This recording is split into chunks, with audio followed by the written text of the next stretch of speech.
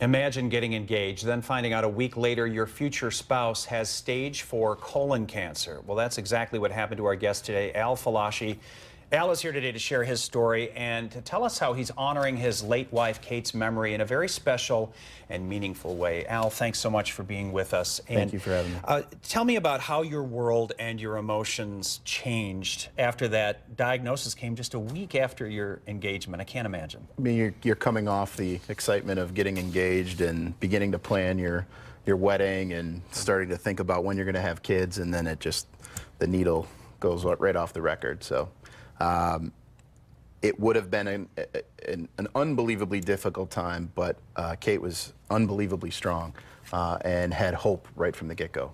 Yeah, what was her attitude? What kept her going through this battle? She actually really didn't like people to know much about the cancer, for the simple fact that she didn't want to get the puppy dog eyes. She wanted people to just treat her as a normal person and go on living her normal life, knowing that she could just battle it herself. We're seeing some great photos there and video of her dancing at her wedding. So you were able to enjoy your wedding, honeymoon, but then she was back in chemo. Take us through that and how eventually, sadly, she lost her battle. She was stage 4 from the get-go, which is not a great position to be in. So went back on chemo after our honeymoon, and just as we went on it, the chemo became less and less effective.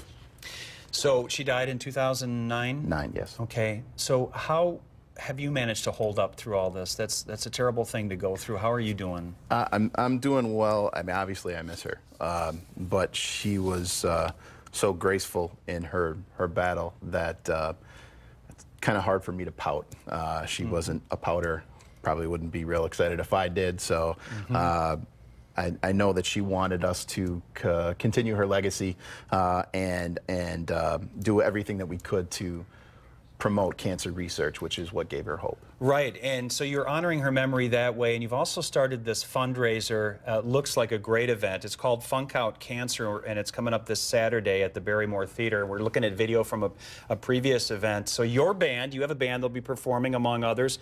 Tell me about this event and why it's really important for the Carbone Cancer Center. Absolutely. She asked that we have a party and then take the funds and donate it to cancer research, which is, again, what fueled her hope.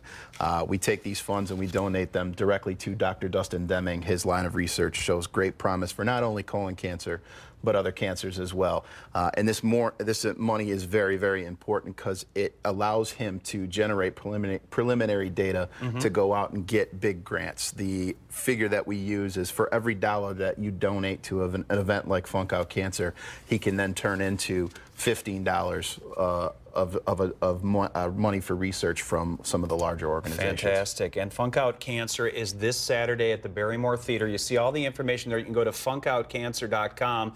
Just leave us with what it means to you, and what do you think it would mean to Kate to know that people are still thinking of her and honoring her by supporting this? She would absolutely be in love with the idea of how we put it together, and of course what the cause is for. Because again, hopefully it will be able to change somebody's life. It wasn't able to change hers, but she was a special needs adoption social worker, and so she was in the business of changing people's lives. And so I think she would be very proud of myself, all of our musician friends, and all of her friends and family that have participated. All right, more information on the event at NBC15.com and funkoutcancer.com. Al, thank you so much for sharing your story. Thank you very much. Pleasure to have you here today. We'll be right back.